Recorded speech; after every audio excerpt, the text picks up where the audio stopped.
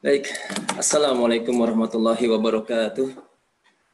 Alhamdulillahirabbil alamin. Allahumma shalli ala sayyidina Muhammad wa ala sayyidina Muhammad. Alhamdulillahirabbil alamin. Bapak Ibu sekalian yang dirahmati Allah Subhanahu wa taala, jamaah kajian subuh online live interaktif Masjid Baitul Haq Puri Gading. Alhamdulillahirabbil alamin. Pagi hari ini semoga Allah memberikan kepada kita kesehatan, kemudahan dan semangat untuk mencari ilmu. Dan alhamdulillah pagi hari ini kita akan memulai untuk kajian subuh kita, dan alhamdulillah sudah hadir bersama kita ada Ustadz kita bersama Ustadz Muhammadun, lengkapnya Ustadz Muhammad Abdul Hamid, yang beliau akan memberikan siraman rohani kepada kita, memberikan wejangan-wejangan ruhiyah pada kita, yang semoga dengan wejangan-wejangan tadi kita bisa memanfaatkan Ramadan kita dengan sebaik-baiknya.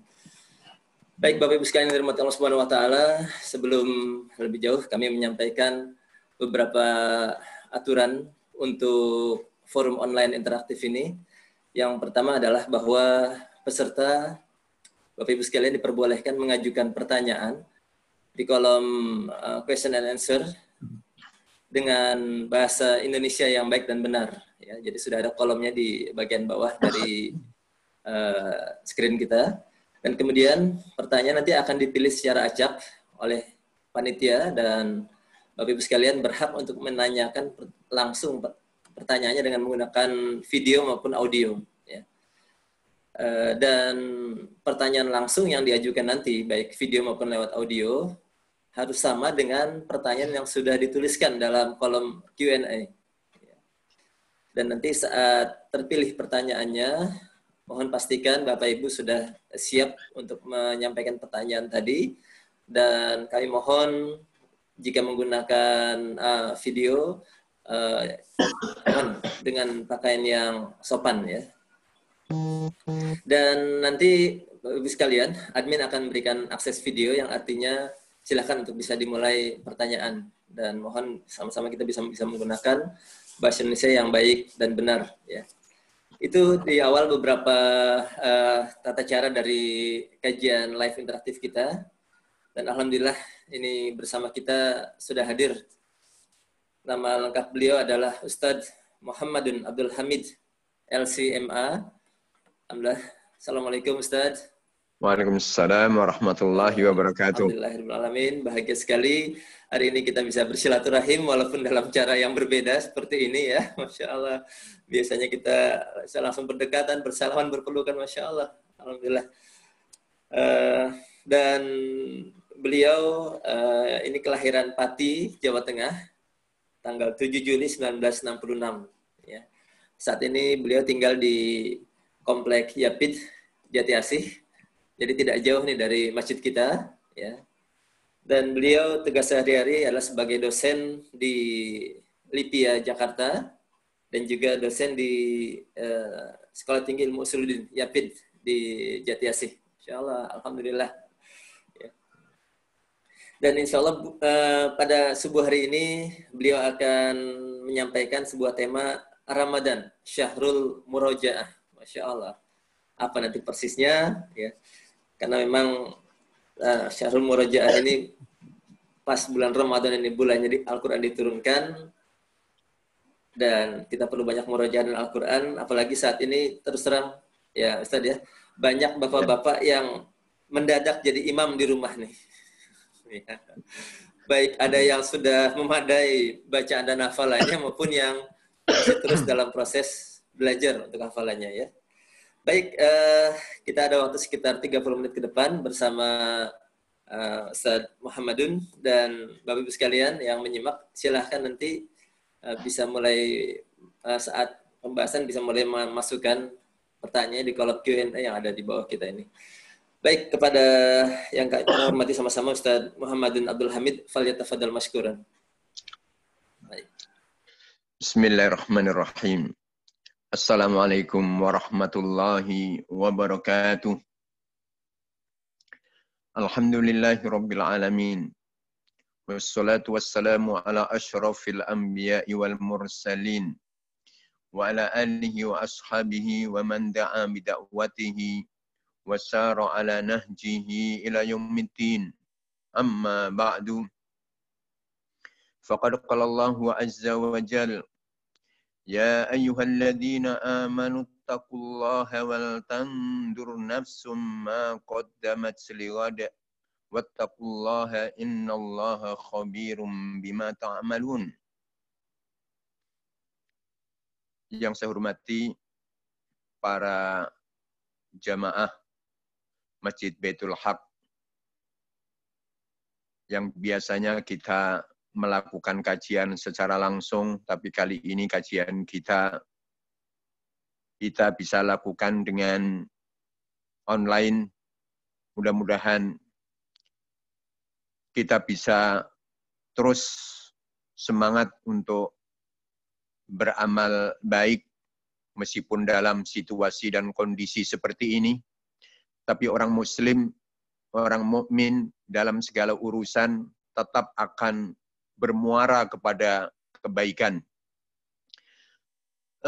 Jamaah, para bapak, para ibu, jamaah online, para bapak, para ibu, masjid yang saya cintai, Baitul Haq.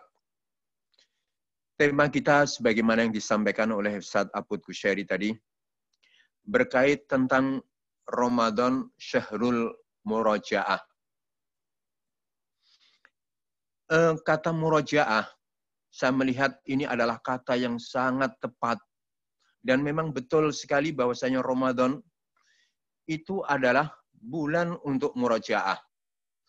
Karena murajaah itu maknanya, kalau dilihat dari sisi bahasa Arab, al-murajaah maknaha i'adatu an-nadhar ila ma madha. Jadi murajaah itu maknanya adalah melihat kembali kepada sesuatu yang telah berlalu. Itu arti murajaah secara bahasa. Jadi melihat kembali kepada sesuatu yang telah berlalu. Makanya pas kalau Ramadan ini dijadikan sebagai tempat pemberhentian sejenak.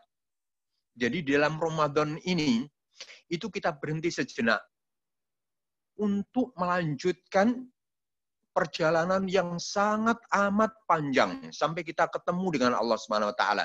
Tapi di Ramadan ini kita berhenti sejenak. Tapi berhentinya bukan untuk istirahat. Berhentinya kita adalah untuk melihat ke belakang, untuk melihat kondisi, situasi yang ada pada diri kita, dan untuk melihat seluruh rangkaian amal-amal kebaikan yang sudah kita lakukan. Nah, kalau diibaratkan Ramadan ini, itu ibaratnya adalah seperti pelabuhan buat kapal. Transit sejenak, kemudian melanjutkan perjalanan yang panjang lagi. Kalau diibaratkan satu mobil, Ramadan ini ibaratnya adalah terminal untuk berhenti sejenak. Kemudian akan melanjutkan perjalanan yang lebih panjang lagi. Atau kalau diibaratkan kereta, pelabuhan ini ibaratnya satu stasiun untuk berhenti sejenak. Dari sinilah kemudian dilanjutkan sampai tujuan akhir. Nah, kita sebagai orang Muslim, tentu perjalanan kita ini adalah perjalanan yang panjang. Perjalanan mulai kita awali di alam roh, kemudian kita dihadirkan oleh Allah SWT di alam rahim, kemudian kita dihadirkan lagi oleh Allah SWT di alam dunia ini, kemudian setelah itu kita akan dihadirkan lagi oleh Allah di alam barzah, alam kubur, kemudian tujuan akhir kita adalah alam akhirat, sampai kita bertemu dengan Allah di surganya. Itulah cita-cita terjauh, cita-cita yang paling panjang dalam kehidupan orang mukmin. Nah, saudaraku yang dirahmati Allah Subhanahu wa taala. Nah, karena Ramadan ini ibaratnya adalah pelabuhan. Ramadan ini adalah ibaratnya terminal. Ramadan ini ibaratnya stasiun. Nah, apa yang kita lakukan di tempat pemberhentian sejenak ini? apa yang kita lakukan, apa saja yang kita lihat, karena ini melihat kembali kepada sesuatu yang telah berlalu. Apa yang kita lihat di sini. Kemudian kita untuk siap lagi meneruskan perjalanan yang panjang. Saudaraku yang dirahmati Allah Subhanahu wa taala, yang perlu kita lihat di sini itu adalah pertama, visi misi kehidupan kita. Jadi al-murajaatu al-ula, kita memurojaah apakah dalam hidup kita ini masih untuk meneruskan perjalanan ini, kita ini menggunakan aturannya siapa. Karena dalam hidup ini kalau tidak ada aturan, maka boleh jadi akan tenggelam. Boleh jadi akan terjadi kecelakaan kalau tidak menggunakan aturan-aturan dalam jalan hidup ini. Nah, tentunya, atau mungkin kalau tidak ada aturan yang kita pakai, maka bisa meledak kita di jalan, bisa berbenturan dengan sistem-sistem yang lain. Maka yang perlu kita murojaai pertama itu adalah visi misi hidup kita. Kurikulum hidup kita, ini yang pertama. Jadi al-murajaatu al-ula, ya al-marji'iyatu al-ula. Al-marji'ah al-ula itu maksudnya adalah kurikulum hidup kita. Itu yang pertama. Jadi al-marji'atu al-ula, al-marji'iyatu al-ula, yang pertama itu adalah Al-Quran Al-Karim. Nah, inilah yang kita berhenti sejenak. Disinilah kita melihat bahwasanya sistem yang mengatur kehidupan kita ini, apakah masih kita jadikan sebagai sistem kita, ataukah kita sudah mengambil alih aturan-aturan yang lain.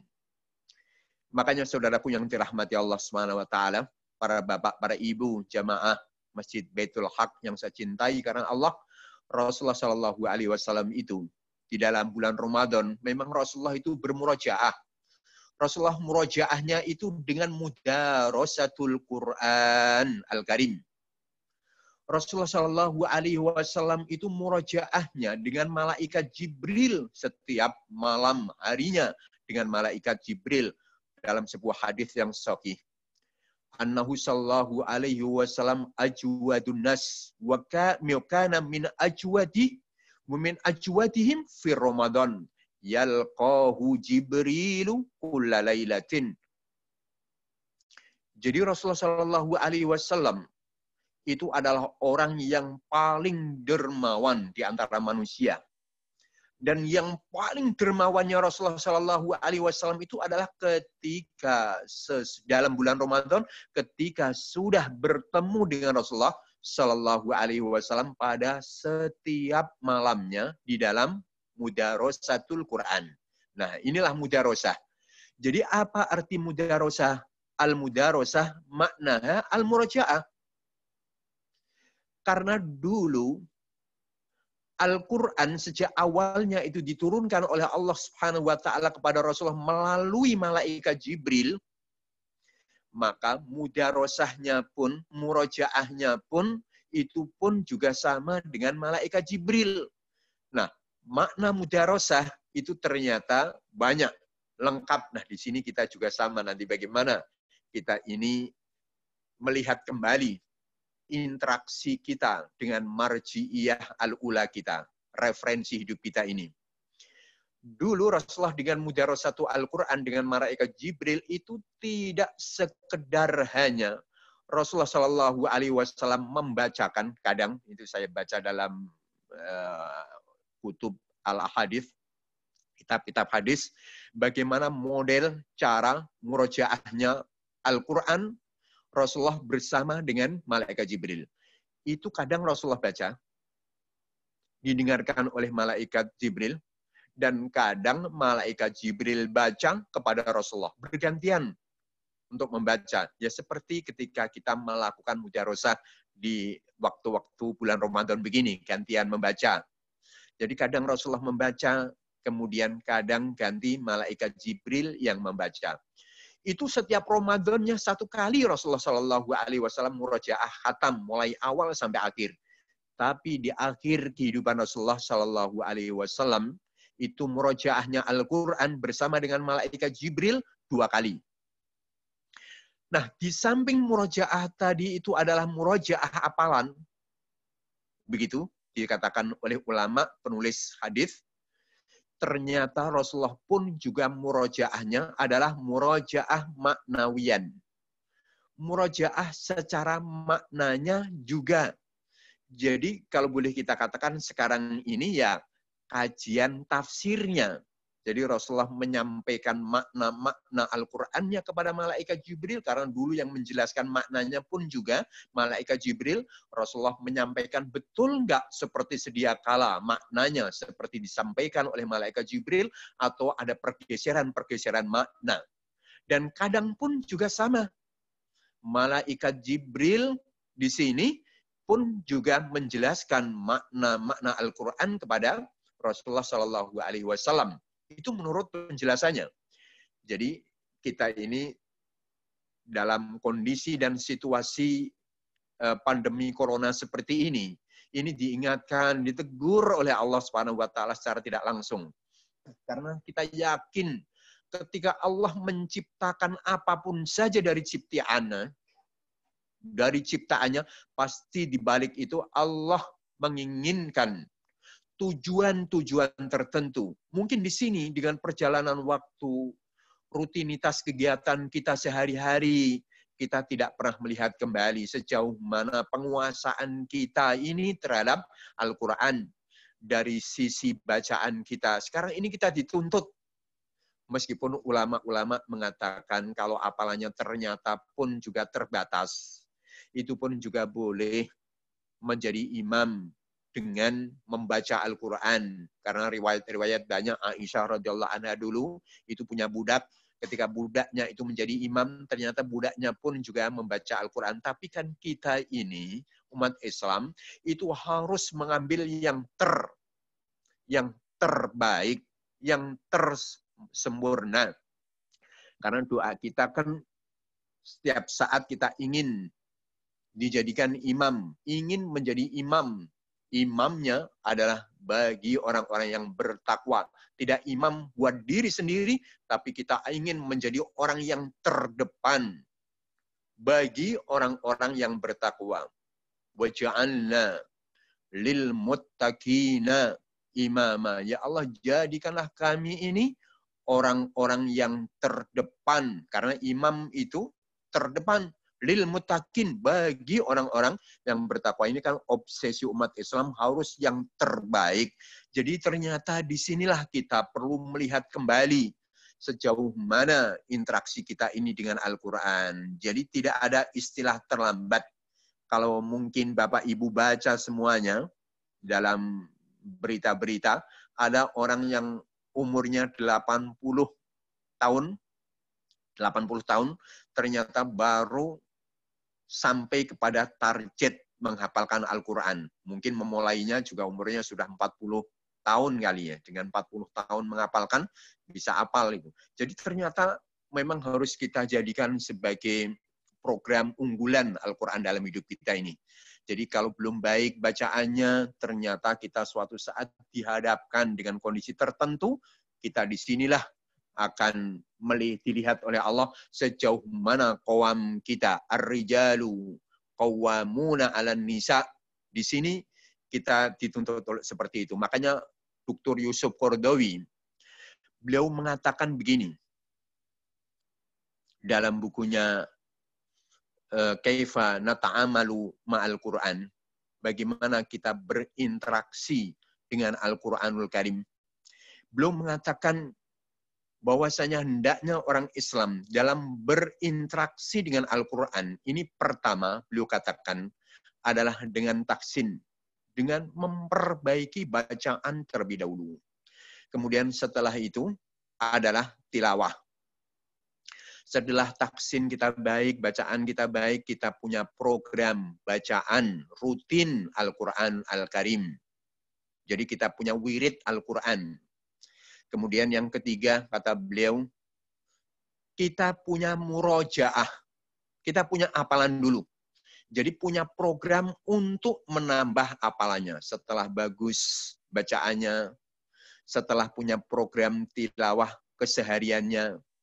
Kemudian yang ketiga, memiliki program untuk menambah hafalan. Jadi hafalan kita tambah. Jadi kalaulah kita punya agenda keseharian kita, agenda kita dengan referensi hidup, ya pun juga harus kita perhatikan bagaimana hafalan kita tambah hafalan kita. Kemudian setelah itu kata beliau, murajaah al-mahfudat, jadi memurajaai, artinya memperkuat hafalan yang sudah kita hafal, kita kembali. Jangan sampai yang pernah dihafal dilupa. Menambah hafalan yang baru. Tidak, yang pernah dihafal itu dimurajaah. Diulangi kembali hafalannya. Diperbarui kembali hafalan-hafalan yang pernah lama dihafalnya. Kemudian setelah itu, beliau katakan lagi, adalah fahmu ma'ani. Memahami makna-makna Al-Quran. Makanya dari sini kita agendakan ke depan, kita memiliki program untuk mengikuti kajian-kajian. Sehingga kalau Allah angkat nanti sudah wabah ini, ya kita makmurkan masjid kita dengan mengikuti kajian-kajian tafsirnya. Kajian-kajian ilmu keislaman. Ini adalah bagian daripada kita murajaatu Al-Quran. Kemudian setelah itu, kita terapkan Al-Quran ini dalam hidup kita. Karena ini adalah referensi hidup. Karena ini bekal hidup. Makanya sampai redaksi Al-Quran, di dalam mengamalkan Al-Quran ini, redaksinya, para bapak, para ibu. Ya ayyuhalladzina amanu la tuqaddimu baina yadayillahi wa rasulih wattaqullah innallaha sami'un alim. Wahai orang-orang yang beriman, janganlah kalian ini mendahului Allah. Maksudnya adalah mendahului Al-Quran. Jadi Al-Quran dibelakangi. Karena Allah yang menurunkan Al-Quran. Jangan mendahului Rasulullah. Maksudnya jangan sampai kalian ini menjadikan sunnah Rasulullah ada di balik kalian. Jadi maksudnya adalah Al-Quran dan sunnah ini benar-benar berada di depan kita setiap saat kita baca, setiap pahami, kemudian kita amalkan.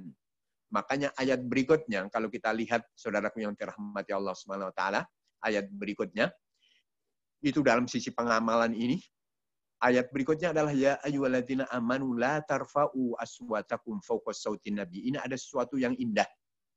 Ada asbab nuzulnya ayat ini. Ini yang perlu kita ambil pelajaran. Jauh mana sebenarnya generasi terdahulu yang mereka mendapatkan titel langsung oleh Allah sebagai generasi terbaik, kuntum khairu ummatin, dan disebut oleh Allah sebagai wassabiqunal awwalun, yang mereka sudah diridhoi oleh Allah. Ini kita lihat bagaimana dulu interaksinya dengan Al-Quran dari sisi pengamalan. Ketika turun ayat yang kedua, surat Al-Hujurat ini, itu adalah salah seorang sahabat, Thabit bin Qais namanya. Nah, Thabit bin Qais ini, orang ketika berbicara dengan Rasulullah itu terkenal suaranya keras. Memang watak suaranya keras, tidak bisa berbicara pelan. Itu wataknya.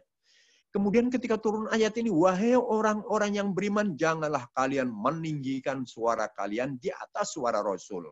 Janganlah kalian itu mengeraskan suara kalian di atas suara Rasul. Langsung sahabat yang bernama Thabit bin Qais ini mengisolir diri, sudah nggak pernah hadir lagi di majelis-majelis taklimnya Rasulullah Shallallahu Alaihi Wasallam. Kemudian setelah lama tidak kelihatan, nah ini ingat, seorang murabbi besar, al-murabbi al-a'dam, pembina yang terbaik, yang terbesar yaitu Rasulullah. Ketika ada salah seorang muridnya, anak didiknya, mutarabbinya itu tidak nampak, maka Rasulullah merasa kehilangan. Mana ini orang biasanya sering hadir, tidak hadir lagi. Kemudian Rasulullah perintahkan salah seorang sahabatnya untuk meminta hadir di majelis lagi. Di majelis Rasulullah seperti hari-hari biasanya. Setelah dihadirkan, Rasulullah bertanya, ma baluk, ma sya'nuk, apa yang menimpa kamu, wahai Thabit? Kok tidak pernah hadir lagi? Maka dijawab, ya Rasulullah, habita amali. Wa ana min ahlin nar. Karena terusannya ayat ini kan antahbata a'malukum wa antum la tas'urun. Kalau kalian meninggikan suara di atas suara Rasulullah, yang demikian ini dikhawatirkan dan ditakutkan akan membatalkan amal-amalmu, sedangkan kamu itu tidak merasa. Nah, dia merasa ayat ini ditujukan untuknya. Ya apalagi faedahnya hadir.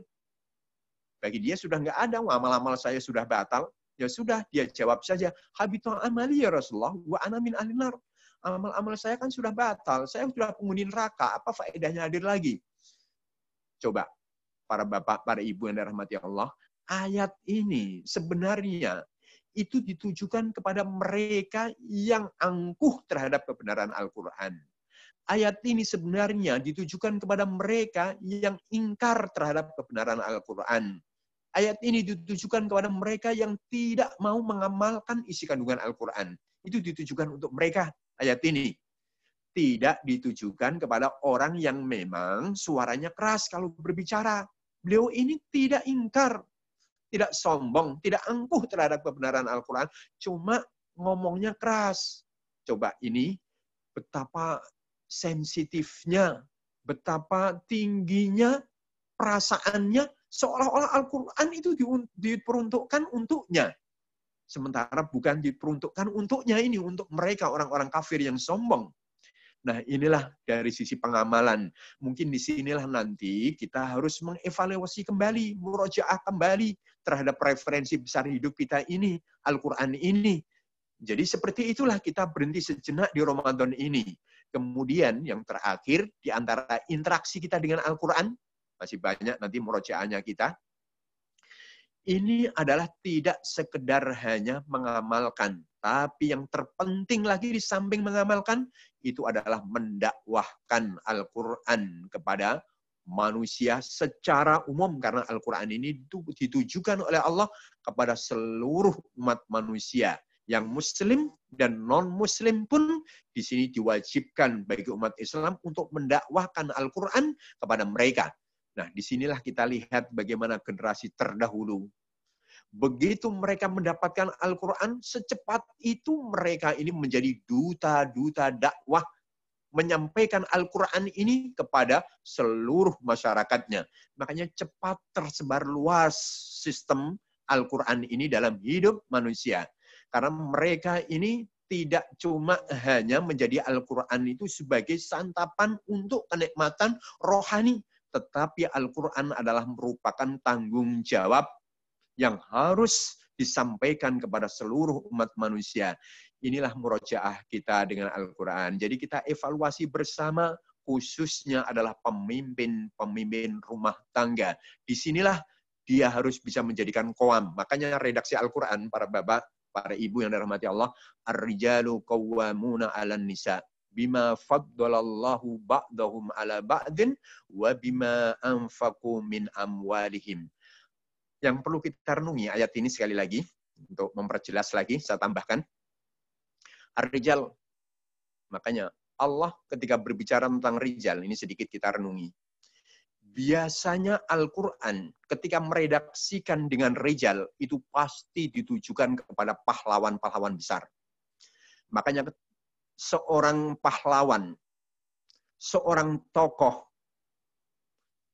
itu dalam Al-Quran sering sekali diredaksikan dengan rijal. Di sini Allah gunakan rijal. Berarti suami dianggap suami. Dan suami ini dianggap tokoh dan pahlawan di tengah-tengah keluarganya.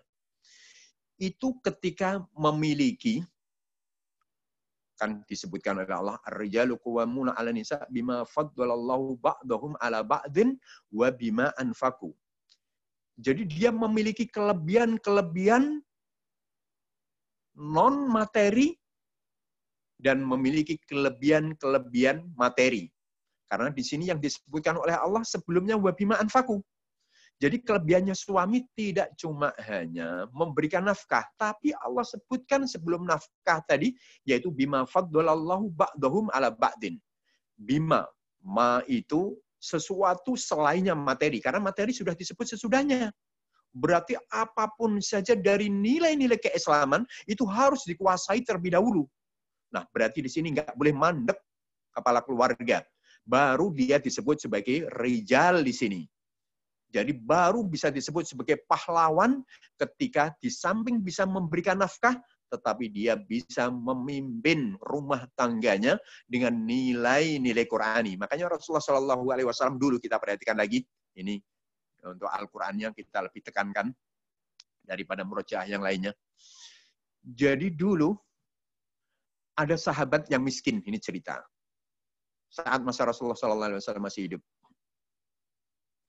Karena saat itu kisahnya ada seorang wanita yang datang kepada Rasulullah, di mana wanita ini ingin Rasulullah SAW itu bersedia menjadi suaminya. Jadi seorang wanita datang kepada Rasulullah, ingin agar supaya Rasulullah bersedia untuk menikahinya dan dijadikan sebagai istri. Tapi saat itu Rasulullah SAW tidak berkehendak untuk menikahi wanita ini. Kemudian tiba-tiba datang seorang laki-laki dengan mengatakan kepada Rasulullah, "Ya Rasulullah, in lam takun biha hajah." Ini saya rasa orang yang baru awal belajar bahasa Arab aja sudah tahu, bahasanya mudah untuk dipaham. Ya Rasulullah, in lam takun biha hajah fajawisniha. Wahai Rasul, kalau engkau enggak hajat kepada wanita ini yang ingin menjadikan kau sebagai suaminya, kalau engkau enggak hajat, fajawisniha, nikahkan saja saya dengan dia, wahai Rasulullah. Coba kita lihat generasi terbaik itu spontanitas cepat ketika akan menikah, tidak banyak pikir. Kemudian setelah itu Rasulullah mengatakan, hal ma'aka syai'un taj'alu mahran laha. Apakah kamu punya sesuatu yang akan kau jadikan mahar buatnya? Maka dijawab oleh laki-laki tersebut, hada izari aj'aluhu mahran laha. Ini kainku ya Rasulullah yang satu-satunya. Coba ini laki-laki cuma hanya punya satu kain dan itu pun yang dipakai. Jadi kain yang saya pakai ini akan saya jadikan mahar buat calon istri saya ya Rasulullah. Kemudian Rasulullah, in ja'altahu mahran fa anta jalasta fi baitika duna izar. Kalau kainmu yang satu-satunya itu kau jadikan mahar, maka kamu sudah nggak berani keluar lagi dari rumah. Karena sudah nggak ada yang dipakai lagi. Kemudian Rasulullah mengatakan kepada sahabat tersebut, idhab wal tamis khotaman walau min hadid. Wahai sahabatku, idhab, pergi, wal tamis, cari, khotaman, cincin, walau min hadid, meskipun terbikin dari besi. Cari sana cincin dari besi. Inilah mungkin ada sejarahnya, mas kawin itu dari sini. Maka umumnya itu pakai emas, tapi ini nggak punya emas, ya ini besi kawin di sini. Nah, ini disuruh untuk mencari cincin, meskipun terbikin dari besi. Saking miskinnya nggak punya. Kemudian Rasulullah terakhir, kita lihat sahabat Nabi hampir punya bekal yang mahal. Akhirnya Rasulullah mengatakan, uzawi juga bima ma'aka minal Qur'an. Saya nikahkan kamu yang mana maharnya adalah Al-Qur'an Al-Karim. Yang perlu kita pahami, para bapak, para ibu semuanya, Al-Qur'an pada saat itu belum dibukukan. Berarti yang dimaksud dengan Al-Qur'an di sini adalah mengajarkan kepada istrinya Al-Qur'an yang telah dihafal. Memahamkan makna Al-Qur'an yang telah dipahami. Itu maksudnya mahar Al-Qur'an. Sekarang kan enggak, mahar beli Al-Qur'an, kemudian diberikan kepada istri. Ya ini kalau istri sudah punya banyak mushaf. Tapi yang terpenting itu adalah bagaimana suami ini bisa mengajarkan istrinya. Nah, di saat corona ini kan pas sebenarnya kita bimbing, kita imami keluarga dengan Al-Qur'an yang kita punya. Kita sampaikan tafsir-tafsirnya kepada keluarga. Nah, inilah yang dimaksud dengan al-murajaah al-ula ma'a al-marji'iyati al-ula. Jadi ini murajaah yang pertama dengan referensi besar kita. Nah, ini yang pertama. Yang kedua, al-murajaah kita yang kedua ini, saudaraku yang dirahmati Allah Subhanahu wa taala, itu adalah al-murajaah fi al-hadaf, fi hadafil hayah. Jadi murajaah yang kedua ini adalah murajaah dalam tujuan hidup. Kalau tadi saya katakan Ramadan ini ibaratnya adalah pelabuhan. Ramadan ini ibaratnya adalah terminal. Ramadan ini ibaratnya adalah stasiun. Nah, di sini sebenarnya bukan tempat tujuan akhir kita. Sebenarnya tujuan akhir kita itu masih tujuan yang jauh. Nah, sama. Sekarang, ketika kita berada di bulan Ramadan yang ibaratnya ini sebagai terminal, apakah arah tujuan kita itu masih jelas atau bahkan kita menyimpang dari tujuan yang sebenarnya yang kita ingin cari, yang kita jadikan sebagai orientasi hidup tujuan kita ini? Apakah sudah menyimpang, berbalik kita ini? Makanya Ramadan dikatakan oleh Rasulullah Shallallahu Alaihi Wasallam sampai di antara keistimewaannya ini adalah murajaatul hadaf ini. Jadi murajaah melihat kembali tujuan hidup setelah memurajaah referensi hidup. Rasulullah Shallallahu Alaihi Wasallam pernah bersabda dalam hadis yang sahih, "Kullu amali ibni Adam lahu al-hasanatu bi asyri amsalha ila sab'ati mi'ati dhifin illa saum wa ana ajzi bihi yada'u ta'amahu wa syarabahu min ajli." Saya ambil yang sepotong saja. Jadi difirmankan oleh Allah, karena ini hadis qudsi. Jadi hambaku di saat berpuasa itu meninggalkan makannya, meninggalkan syahwat-syahwatnya, kesenangan-kesenangannya ini adalah min ajli. Ini kan hadaf. Jadi mereka, para hambaku yang di saat sedang berpuasa itu meninggalkan makan dan kesenangan-kesenangan hidup, itu adalah min ajli, untuk aku. Jadi inilah Allah sebagai tujuan hidup. Jadi masalahnya ketika kita berada di terminal ini, kita menuju kepada Allah atau kita menuju kepada yang lain. Ini yang perlu untuk setiap saat kita evaluasi. Kita khawatir kalau kita ini menjalani hidup, tetapi kita tidak memiliki tujuan yang jelas. Sehingga ketika kita akan melanjutkan perjalanan, nanti kita akan menuju kemana. Nah, karena tujuan yang jelas, para bapak, para ibu yang dirahmati Allah, ini akan menentukan sikap kita. Karena kalau tujuannya nggak jelas, ya sudah tidak jelas, tidak punya visi misi hidup itu. Jadi orang punya visi misi itu ketika tujuannya jelas, saya ingin sampai kepada ke sana, sehingga bekalnya apa, kemudian program-programnya di sana apa, kemudian aturan untuk sampai ke sana itu apa, itu ketika tujuan jelas. Makanya di sini kita arahkan kembali dalam hidup. Mungkin ketika kita berada pada bulan yang lain dengan rutinitas kehidupan, itu kita lupa kalau kita ini sedang menuju kepada Allah Subhanahu wa Ta'ala. Kita evaluasi lagi hidup kita ini. Kita lihat kembali lagi, semumpung kita ini masih ada kesempatan Ramadan ini sebagai tempat untuk pemberhentian sejenak. Kemudian yang ketiga, murajaah fi mada, yang ketiga ini. Jadi murajaatu azzat. Yang ketiga, itu kita murajaatu azzat. Kita lihat kembali bekal kita. Karena kita ini kan menuju kepada Allah. Aturannya pun juga harus menggunakan aturan Allah. Sekarang permasalahannya adalah bekal kita. Ini masih memadai ataukah enggak untuk melanjutkan perjalanan. Makanya kalaulah bensinnya ini kurang, solarnya ini sudah habis, atau kalaulah dilihat itu misalnya tenaga listrik yang untuk melanjutkan perjalanan ini sudah menipis, ya di stasiun inilah diisi lagi. Jadi ternyata sumber energi kita itu ditentukan sejauh mana bahan bakar kita. Semakin kuat bahan bakar kita, maka semakin kuat kita akan melaju menuju kepada tujuan hidup. Makanya para bapak, para ibu yang dirahmati Allah, Ramadan ini tempat untuk pembekalan, dan bekal yang paling penting itu adalah bekal rohani. Jadi bekal yang paling menentukan itu adalah bekal spiritual. Ini yang paling menentukan. Makanya Rasulullah SAW totalitas di saat 10 hari yang terakhir, Rasulullah itu total berhenti Rasulullah. Iktikaf 10 hari yang terakhir, total. Sementara kita tahu tugas Rasulullah begitu besarnya, tapi untuk sementara Rasulullah off dulu. Total, iktikaf 10 hari. Ini apa tujuannya? Tujuannya adalah untuk berbekal diri. Karena kita tahu Al-Quran itu adalah konsep. Tapi konsep ini nggak mungkin akan bisa tegak pada diri kita.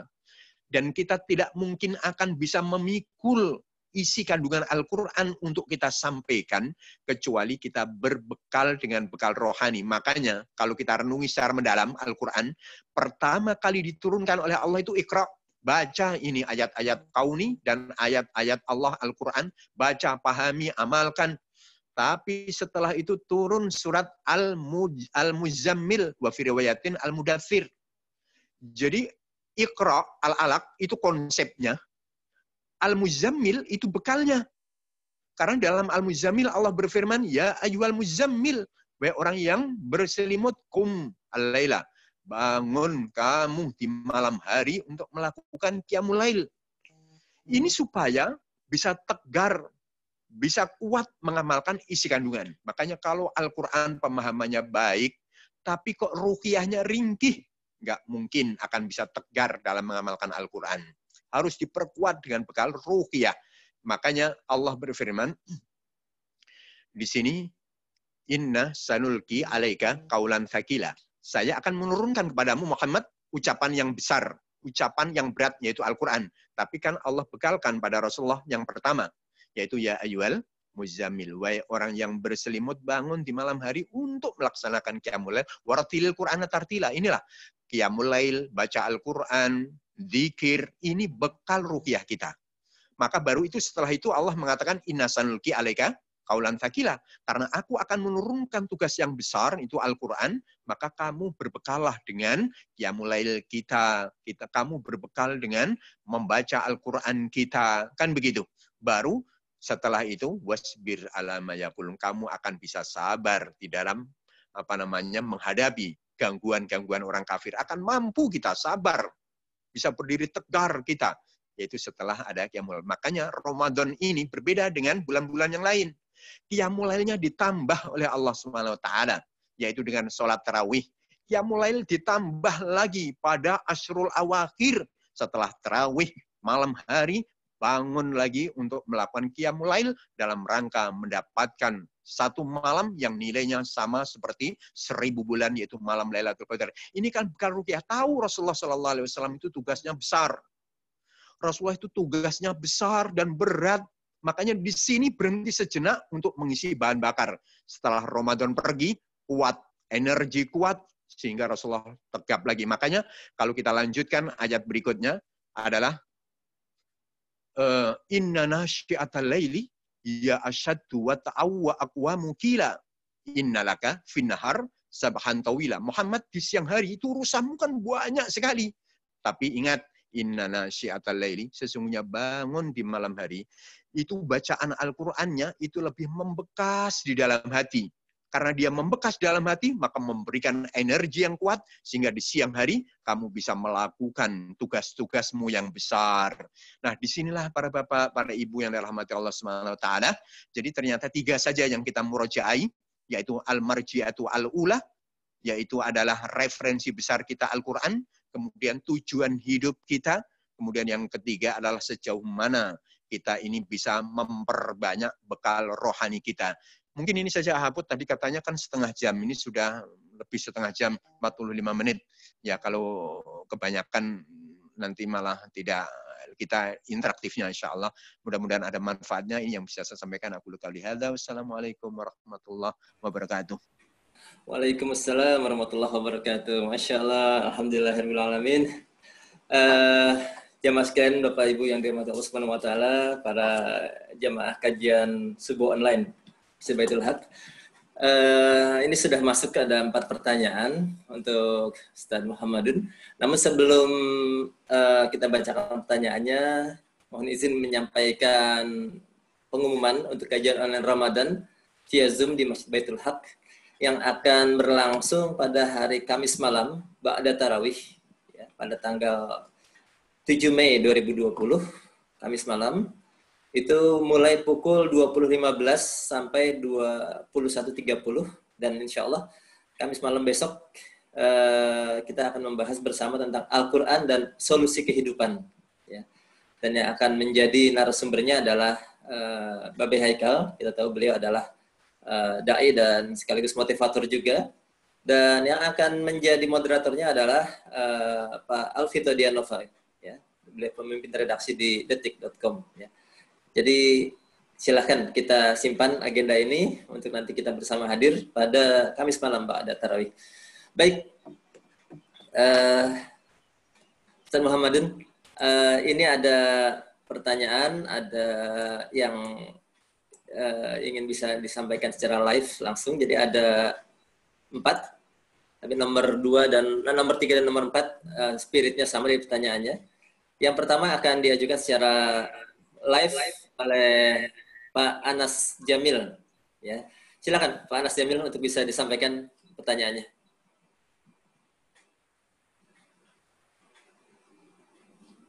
Halo. Ya. Silakan Pak Anas Jamil untuk bisa disampaikan pertanyaannya. Ya, silakan. Suaranya di on dulu mungkin.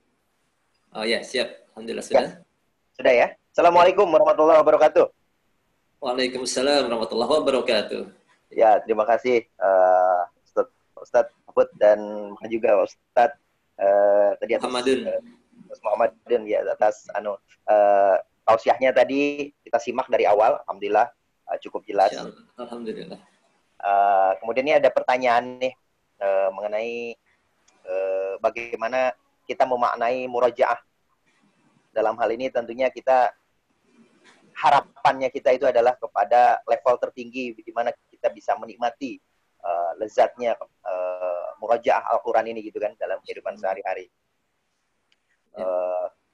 Bersamaan dengan itu kita juga belajar dalam memahami, dalam hal ini menghafal misalnya gitu kan. Ya kita berusaha baik dari sisi pribadi dan juga untuk anak-anak kita diharapkan saat ini kan girohnya cukup lumayan banyak nih penghafal Al-Quran di mana-mana dan lain sebagainya. Ingin nasihat buat keluarga sendiri bahwa bagaimana hafalan tersebut bisa lebih kuat dan terutama juga untuk orang tua yang seperti ini yang belajar menghafal cukup susah, memang sulit gitu kan. Kadang-kadang kita menghafal baru berapa ini udah lupa lagi gitu. Sering lupanya gitu daripada ingatnya gitu kan. Mungkin kadang-kadang beda dengan anak-anak. Nah ini mohon kira-kira nasihatnya bagaimana supaya kita untuk coba belajar menghafal, kemudian juga kita lebih kuat hafalannya dan tidak mudah lupa. Dan mohon doanya juga bagaimana caranya juga, satu itu, yang kedua adalah bagaimana caranya juga supaya kita juga menjadi dengan Al-Quran menjadi sebuah menjadi kenikmatan dalam hidup ini ketika kita melakukan murojaah. Itu aja mungkin, mohon pencerahannya, mohon nasihatnya. Terima kasih. Assalamualaikum warahmatullahi wabarakatuh. Waalaikumsalam warahmatullahi wabarakatuh. Alhamdulillah, jazakallahu khairan Pak Anas Jamil yang sudah menyampaikan. Baik, jadi demikian Ustadz, beliau berharap bisa mendapatkan pesan gimana supaya hafalan yang sudah ditempuh selama ini bisa semakin terasa nikmat dan juga hafalannya mungkin bahasanya. Tafadhol, Ustaz Muhammadin. Ya, terima kasih jazakallahu khairan Pak Anas, Pak Abud. Pertama, kita ini biasanya akan bisa menikmati sesuatu kalau kita menganggap sesuatu itu hal yang penting dalam hidup kita. Biasanya begitu secara manusiawi, orang itu ketika menganggap sesuatu itu penting, biasanya prioritas dalam memberikan potensi hidup itu pun juga besar. Nah, yang pertama kita tanamkan dalam diri kita, bahwasanya Al-Quran ini adalah kalamullah.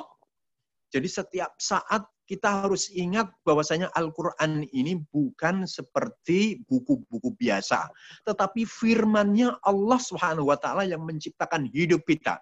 Sehingga ketika kita membacanya itu terasa nikmat karena ini datang dari yang memberikan segala dalam hidup. Itu yang kadang lupa. Ini yang kadang kita melupakan gitu. Sehingga ketika kita terus memperbarui pemahaman ini, Al-Quran itu adalah firman-Nya Allah Subhanahu wa taala, yang mana kita selalu rindu dengan Allah, berarti cukup kita ini untuk menghilangkan kerinduan dengan firman-Nya. Ya samalah dengan ketika kita berjauhan dengan keluarga, orang yang kita cintai, ketika mendapatkan SMS-nya, beritanya, kabar-kabar yang menyenangkannya, kita pun juga akan selalu baca dan ulang-ulang kita baca. Ketika menemukan satu nasihat yang penting dari orang yang kita cintai. Ini pertama, tanamkan dalam hati kita bahwasanya Al-Quran adalah firman Allah dan Allah Subhanahu wa taala adalah Rabb kita yang memberikan segala dalam hidup. Itu pertama. Kemudian yang kedua,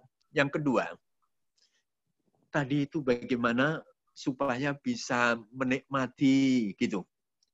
Jadi gini, ulama-ulama terdahulu itu ketika akan melakukan kerja-kerja besarnya, itu menyempatkan diri dengan membaca Al-Quran.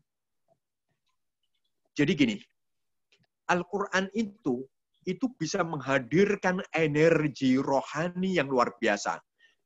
Makanya ulama terdahulu ketika akan melakukan apapun saja, itu sholat 2 rakaat dulu. Kalau sholat 2 rakaat berarti kan dalamnya ada membaca Al-Quran. Itu dia sudah bisa mendatangkan energi. Sehingga ketika nanti mengajar, ketika nanti memberikan motivasi, nah itu dia sudah ada energi yang ada pada dirinya. Sehingga pada saat itulah nanti dia akan bisa menyampaikan visi dan misinya. Nah ini sama ketika kita ini telah bekalkan dalam diri kita membaca, kemudian kita menyampaikan visi misi hidup, nah ini akan membawa kekuatan diri kita. Makanya kenapa ini Ibnu Taimiyah itu setelahnya sholat subuh, itu beliau zikir panjang. Setelah adkar sobah selesai, dilanjut dengan wirid Qur'annya sampai matahari terbit. Setelah matahari terbit, kemudian ditutup dengan sholat 2 rakaat. Kemudian setelah ditanya, Syekh, kenapa engkau kok duduknya lama setelah sholat subuh, termasuk di dalamnya engkau baca ulang-ulang Al-Qur'anmu?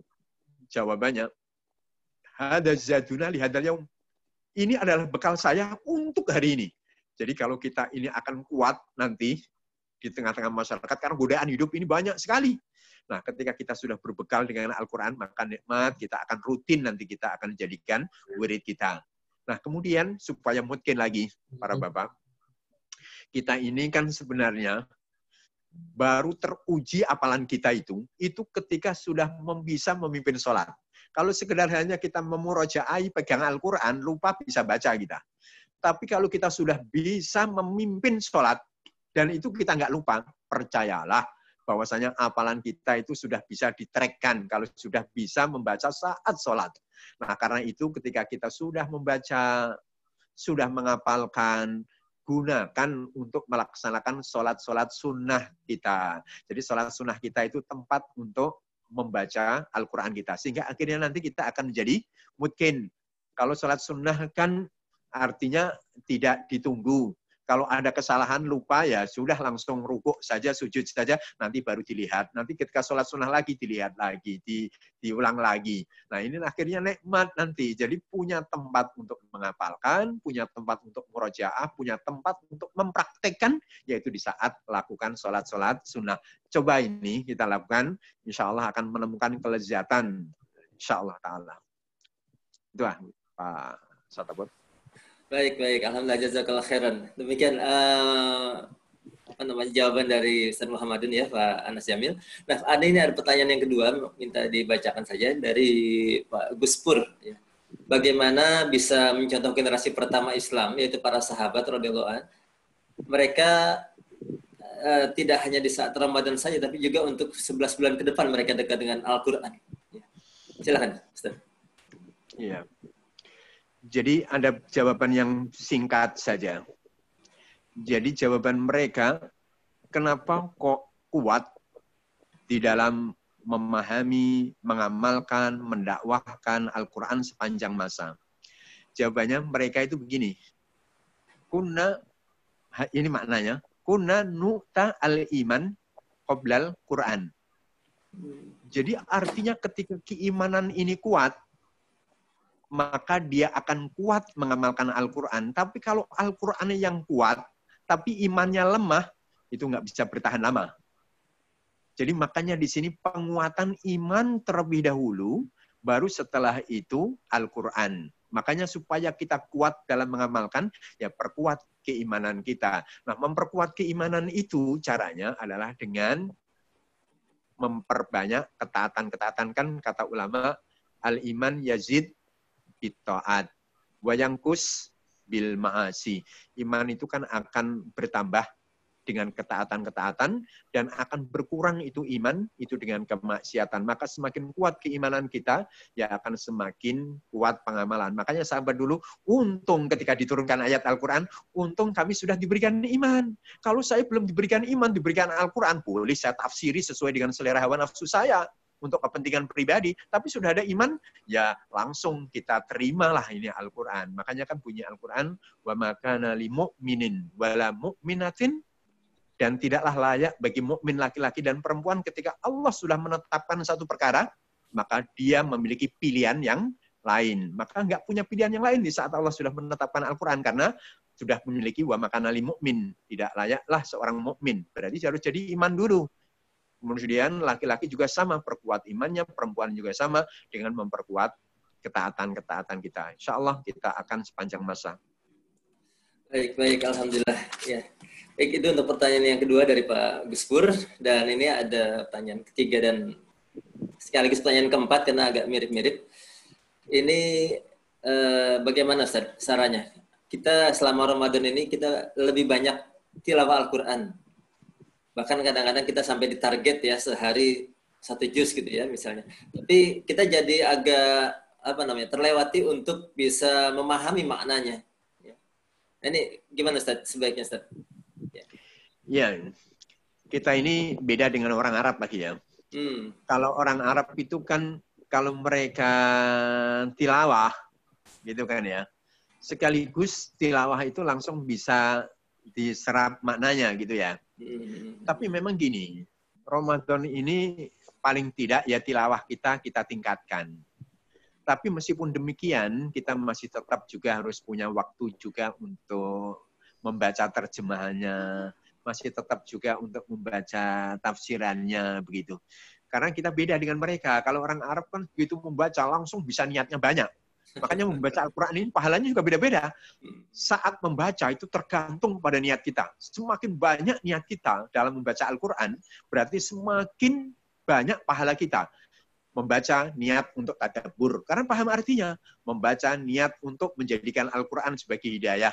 Membaca Al-Quran untuk ruqyah sekaligus. Jadi banyak fungsi, multifungsi satu bacaan. Nah, kalau kita belum bisa yang namanya tadabburnya, ya paling tidak kita mencari waktu-waktu yang sesuai untuk baca tafsirannya. Jadi kita punya, tadi itu kata Yusuf Qaradawi, punya program membaca, punya program untuk memahami tafsirnya. Jadi kita punya tafsir, makanya kita harus punya kitab tafsir.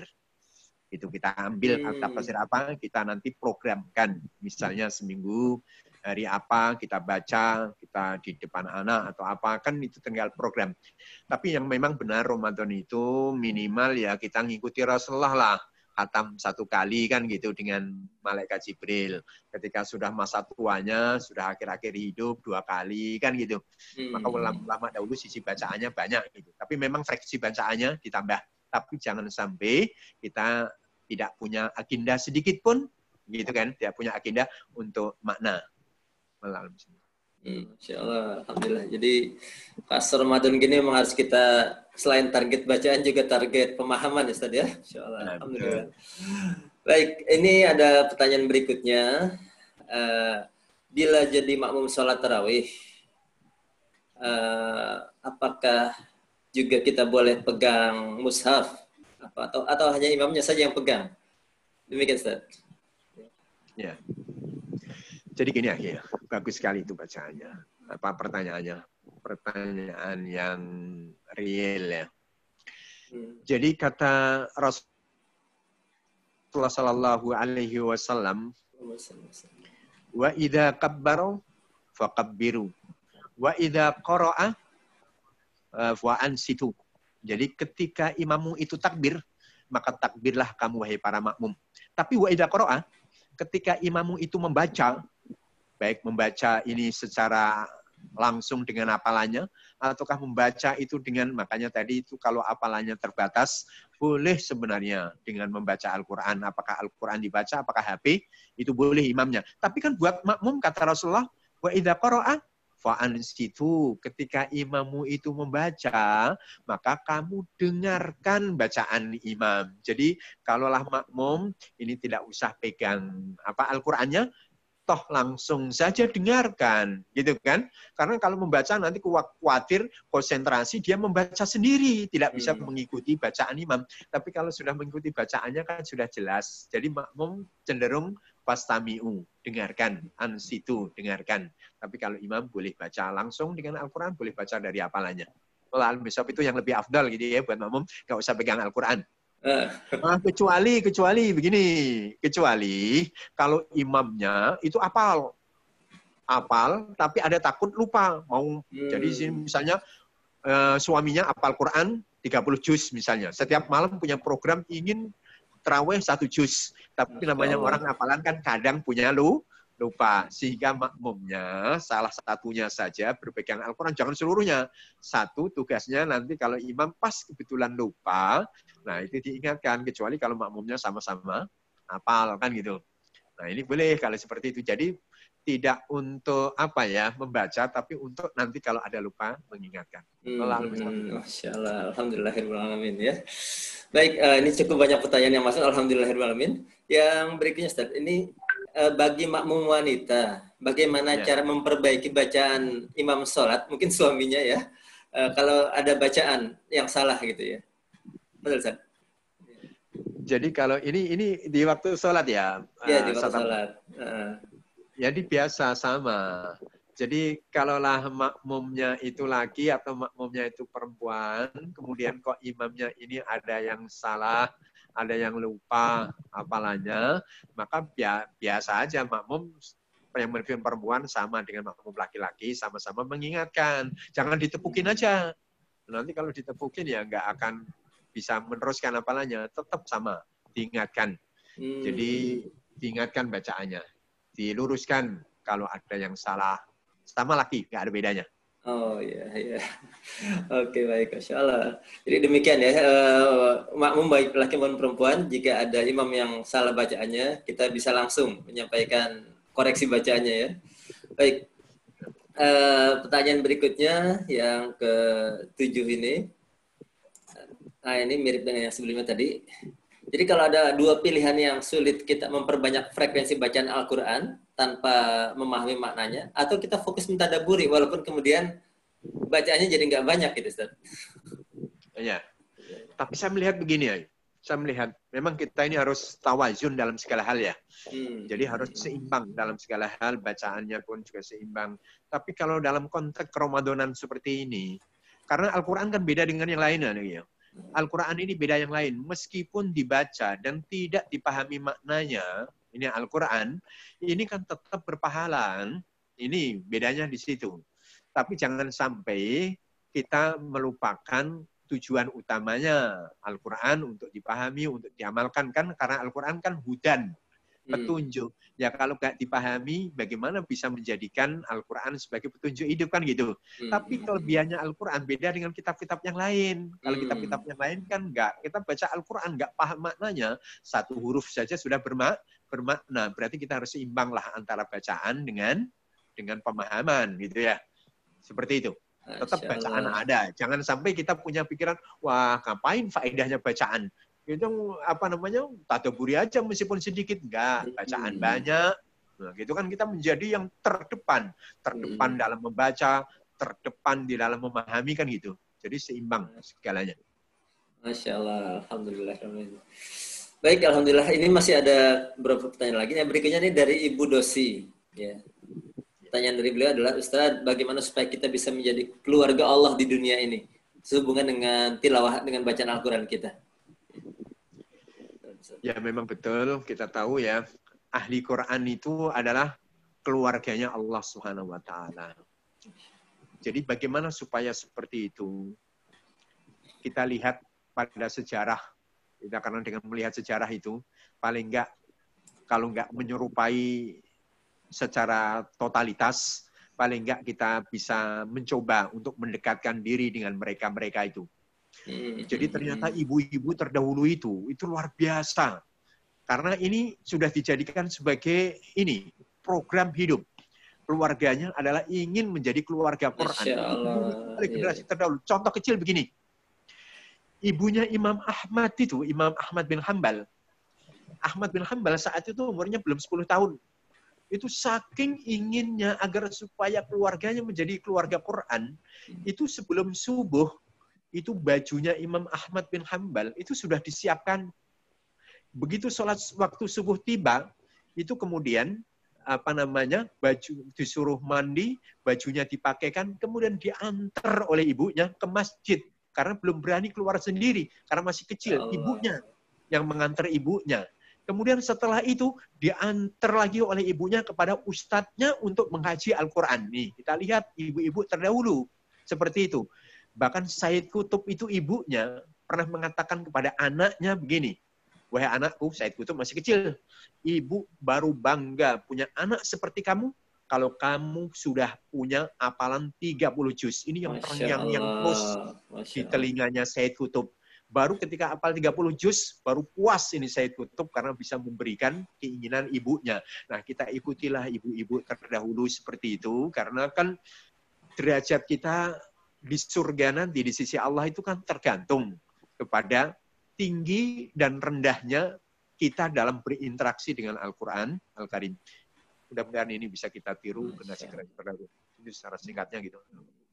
Baik, demikian Bu Dosi. Semoga Bu Dosi dan keluarga serta para jamaah sekalian dengan keluarga betul-betul bisa menjadi keluarganya Allah di dunia karena dekat dengan Al-Quran ya. Berikutnya Ustaz, ini tentang fikih. Ya. Bagaimana kalau wanita yang sedang haid, apakah boleh membaca dan memegang mushaf Al-Quran? Ya. Fadhal, Ustaz. Jadi pertanyaan ini sangat penting sekali untuk kita jawab. Pertama, bolehkah membaca Al-Quran saat haid? Kemudian yang kedua, bolehkah memegang Al-Quran di saat haid? Jadi dua pertanyaan sekaligus. Pertanyaan pertama, apakah boleh membaca Al-Quran saat haid? Pendapat yang kuat.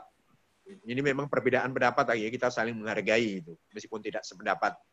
Pendapat yang kuat itu adalah boleh membaca. Alasannya, ada hadis memang, dalam hadis karena Rasulullah SAW karena la yahjibu al-Qur'ana haidun wala junubun. Tidak ada yang bisa menghalangi Al-Qur'an, tidak ada yang bisa menghalangi Al-Qur'an kecuali haid dan junub. Itu hadis. Nah, hadis ini dhaif. Hadis ini riwayatnya Imam Ayas perawinya bin Ismail anil Hijazin. Nah, Ayas bin Ismail ketika meriwayatkan hadis ini dari Hijaz, itu periwayatannya lemah. Jadi hadisnya lemah. Dari sisi bacaan ya, berarti boleh membaca. Apalagi dianalogikan dengan orang yang junub. Orang yang haid, kok disamakan dengan orang junub? Berbeda. Kalau orang junub itu bisa diselesaikan dengan sendiri, dengan mandi. Hilanglah junubnya. Tapi kalau lagi haid, kan nggak bisa dihilangkan. Karena nggak keinginan, kan? Kecuali sudah bersih. Sementara sudah suci itu tidak keinginan kita.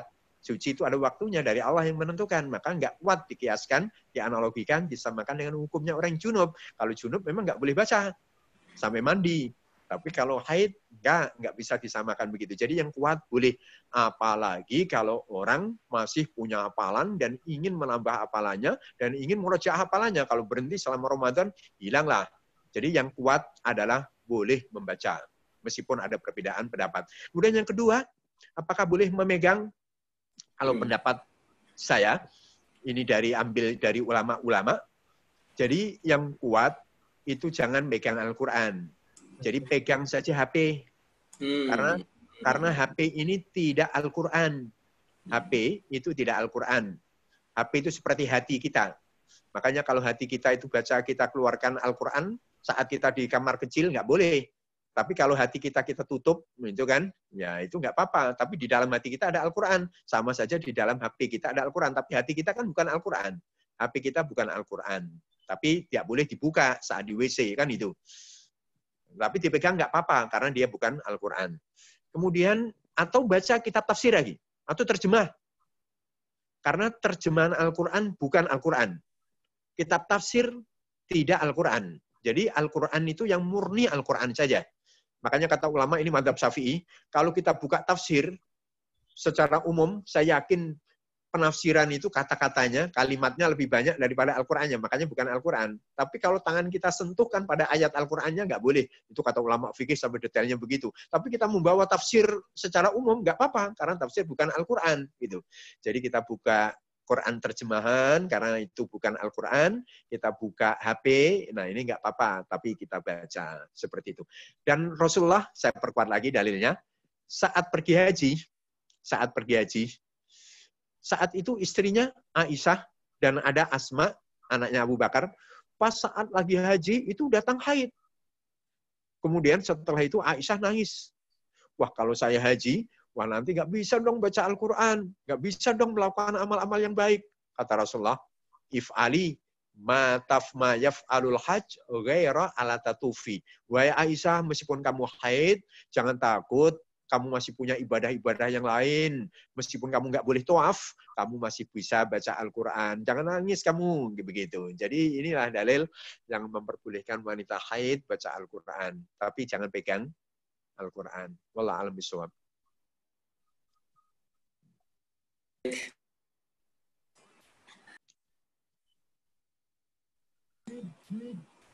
Ya, dan ini ada pertanyaan yang ke-10 dari Ibu Hindun Nabilah. Ya. Ustaz mau nanya, saya beberapa kali mendapatkan kasus bahwa ketika bulan Ramadan, ada seseorang yang sangat semangat untuk bisa menghafal Al-Quran, bahkan mungkin membuat target-target, untuk misalnya sehari hafal 2 halaman.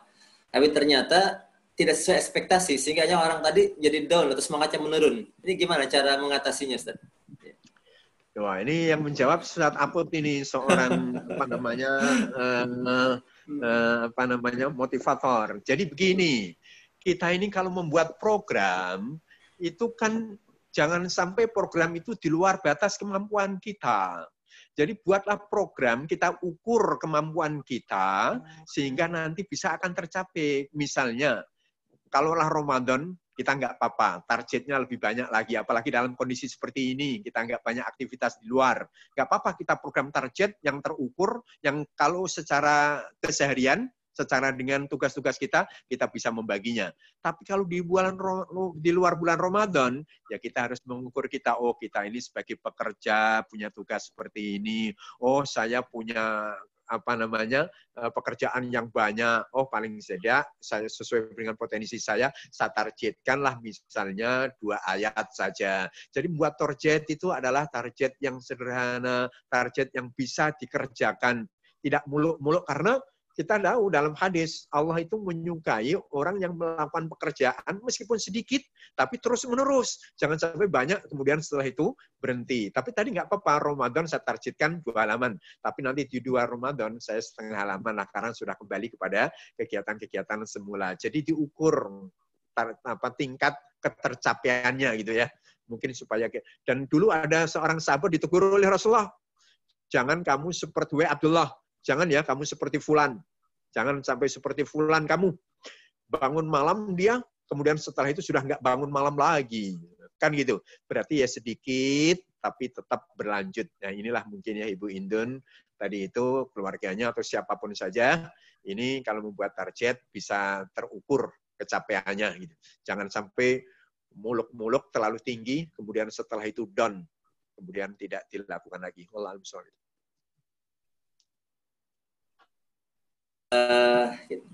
Keistiqomahannya, Ustaz ya. Baik. Nah, ini pertanyaan terakhir dari Pak Dedi Nur Zaman. Ini akan beliau sampaikan langsung pertanyaannya. Ya. Silakan Pak Dedi bisa langsung menyampaikan pertanyaannya. Ya. Ustaz, mau tanya ini sebagai seorang yang minim hafalan gitu, Ustaz. Mana yang lebih utama kalau sebagai imam, kita hanya baca surat-surat pendek yang kita hafal, ataukah kita baca surat panjang tapi sambil pegang mushaf, Ustaz? Bagus sekali pertanyaannya. Ini lintas batas jamaah lagi. Beliau jamaah Masjid Al-Fatih ini. Wah, sekarang ini beliau sudah melompat ke jamaah lain ini. Nah, kalau banyak jamaah masjid nggak apa-apa. Jadi tadi itu, gini ya, kita harus ingat, manusia itu sifatnya bosan lah. Manusia itu punya sifat namanya bosan. Jadi kalau orang itu berjalan di atas satu tindakan, satu amal, satu bacaan, itu kadang-kadang menjenuhkan. Jadi kita kalau dalam belajar fikih itu ada namanya fikul muqaranah wal muwazanah. Ada fikih timbangan, ditimbang.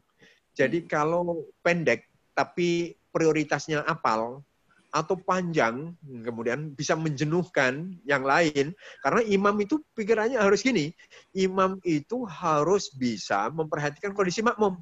Ya kalau makmumnya itu nanti melihat bacaannya kok ayat-ayat pendek dan akhirnya jenuh, ya ini dibandingkan dengan membacanya memang yang afdal adalah hafalan. Tapi kalau membaca kan kurang. Kalau hafalan lebih bagus. Tapi ketika dibandingkan dengan kejenuhan, maka membaca nggak apa-apa. Apalagi kalau sudah ada kesiapan keluarga untuk dibaca dengan bagus gitu kan, dengan panjang. Saya rasa ini tergantung kesiapan keluarga. Karena imam sekali lagi, jangan kalau hafalannya banyak, jangan mentang-mentang hafalannya panjang, tapi makmumnya nggak siap, kemudian dipanjangkan, itu pun juga tidak afdal seperti itu. Bahkan Mu'ad ini terkenal orang yang paling bagus bacaannya dan paling kuat hafalannya. Suatu saat beliau panjangkan itu bacaannya, ternyata ada sahabat yang lapor, Rasulullah, kami tadi terfitnah dengan bacaannya Mu'ad yang panjang. Nah, akhirnya dipanggillah Mu'ad bin Jabal oleh Rasulullah, afattanun anta ya Mu'ad, apakah kamu membuat fitnah wahai Mu'ad? Kenapa kamu memanjangkan jamaahmu nggak siap? Gitu kan. Jadi ini pun juga sama, khawatir kalau kita ditegur, kalau misalnya pemimpin kita masih, Ustadz itu suami saya memimpinnya pendek melulu, kita ingin panjang gitu ya. Berarti harus dipertimbangkan kesiapan keluarga itu. Jadi tidak apa-apa kalau seandainya suatu saat, apalagi sholat malam. Sholat malam itu kalau keluarganya siap panjang, yang afdol malam itu panjangnya, bukan banyak rakaatnya. Jadi kata ulama, sholat malam itu yang baik itu adalah banyak panjang bacaannya, bukan banyak rakaatnya. Makanya Rasulullah sholatnya cuma 11 rakaat, tapi kakinya sampai bengkak-bengkak karena saking lamanya, tapi lamanya berdiri kan gitu. Nah ini nanti rakaatnya banyak, tapi bacaannya pendek. Sementara sholat malam kebalik gitu. Jadi nggak apa-apa baca ketika ada kesiapan keluarga atau kesiapan makmum. Allah alam bisawab. Masya Allah, alhamdulillahirrahmanirrahim ya. Baik, Ustaz Muhammadun dan Bapak Ibu sekalian yang dirahmati Allah Subhanahu wa taala, alhamdulillah ini banyak sekali pertanyaan pagi hari ini. Semoga Allah berikan keberkahan pada seluruh jamaah Masjid Baitul Haq ya. Baik, dan sebelum kita masuk ke bagian akhir yaitu kesimpulan dan sekaligus penutup doa dari Ustaz Muhammadun, ini saya ingin kembali mengingatkan para jamaah sekalian yaitu tentang infak from home yang tetap bisa dilakukan oleh Bapak Ibu sekalian walaupun dari rumah, tetap bisa berinfak selama bulan Ramadan yang luar biasa ini untuk keperluan operasional Ramadan di Masjid Baitul Haq ini. Ini ada beberapa nomor di Bank Syariah Mandiri yang nanti mungkin akan tampak di slide kita di sini ya. Oke. Baik, di bagian akhir kami mohonkan kepada Ustaz Muhammadun bisa menyampaikan kesimpulan dan nanti bisa dilanjutkan dengan doa penutup. Tafadhal Ustaz. Ya, bismillahirrahmanirrahim. Jamaah Masjid Baitul Haq dan jamaah-jamaah yang lain dan pemirsa kajian online ini. Jadi kesimpulan dari apa yang saya sampaikan ini memang tepat ketika kita menjadikan Ramadan ini tempat untuk berdiam sejenak. Tempat untuk berdiam sejenak untuk mengevaluasi sejauh mana orientasi hidup kita, sejauh mana marji'iyatul ula, referensi hidup kita ini. Sejauh mana tujuan hidup kita. Sejauh mana bekal-bekal kita untuk meneruskan perjalanan yang panjang sampai kita ketemu dengan Allah Subhanahu wa taala, dimasukkan ke dalam surganya dengan ridhonya. Inilah yang perlu untuk kita siapkan. Kita masih diberikan momen kesempatan yang pas oleh Allah di bulan Ramadan. Ini kita jadikan sebagai tempat untuk memperbaiki diri kita. Karena kata Rasulullah dalam penutup motivasi Ramadan, itu barang siapa yang diharamkan dari kebaikan malam Lailatul Qadar, yang ada kebaikan luar biasa, itu akan diharamkan. Tidak akan bisa mendapatkan kebaikan sedikit pun kalau dia tidak memperbaiki yang ada di dalam bulan Ramadan ini. Itu yang bisa saya sampaikan. Kemudian kita sudahi dengan doa. Bismillahirrahmanirrahim. Allahumma hamdan yukafi ni'amahu wa yukafi mazidah. Lakal hamdu kama yanbaghi li jalali wajhikal karimi wa adhimi sultanik. Allahumma qsim lana min khasyatika ma taqulu bihi bainana wa baina ma'syatik wa min ta'atika ma tuballighuna bihi jannatak wa min al-yaqini ma tuhawwinu bihi alaina masa'ibat dunya wa matti'na Allahumma bi asma'ina wa absarina wa quwwatina abadan ma ahyaytana waj'alhu al-waritha minna waj'al tha'rana 'ala man dhalamana wansurna 'ala man 'adana wa la taj'al musibatana fi dinina wa la taj'al ad-dunya akbar hammina wa la mablagha ilmina wala ilan nari masirana waj'alil jannata hiya darana wala tusallit alaina bi dhunubina man la yakhafuka fina wala yarhamuna birahmatika ya arhamar rahimin. Allahumma taqabbal minna siyamana wa qiyamana wa tilawatana wa sa'ira a'malina birahmatika ya arhamar rahimin. Allahumma taqabbal minna innaka antas samiul alim. Allahumma inna nas'alukal afwa wal afiyata wal mu'afata da'imah fid dini wad dunya wal akhirah. Allahumma inna na'udzubika minal barasi wal jununi wal judham wa min sayyi'il asqam. Allahumma adfa'annal bala'a wal waba'a wal mihan ma dhahara minha wa ma batan an baladina hadha khassah wa an sa'iri buldanil muslimina ammah birahmatika ya arhamar rahimin. Allahumma adfa'anna su'al qada wa syamatatal a'da birahmatika ya arhamar rahimin. Rabbana atina fid dunya hasanah wa fil akhirati hasanah wa qina adzaban nar. Subhana rabbika rabbil izzati amma yasifun wassalamun alal mursalin walhamdulillahi rabbil alamin. Insyaallah, alhamdulillahirabbil alamin. Alhamdulillah, jazakumullah khairan katsiran kepada Ustaz Muhammadun yang luar biasa sudah memberikan materi sekaligus menjawab pertanyaan-pertanyaan dari Bapak Ibu semua. Dan sekali lagi Bapak Ibu sekalian, jamaah kajian subuh online yang dimuliakan Allah Subhanahu wa taala, semoga pagi hari ini menjadi awal yang luar biasa dari amal-amal kita dan kita bisa terus untuk menambah bekal-bekal kita, memurojaah bekal-bekal kita untuk nanti saatnya kita berhadapan dengan Allah Subhanahu wa taala. Dari kami cukup sampai di sini dan tetap kita pantau terus jadwal kajian-kajian yang nanti akan terus disampaikan dari kajian online di Masjid Baitul Haq ini. Jazakumullah khairan. Wassalamualaikum warahmatullahi wabarakatuh.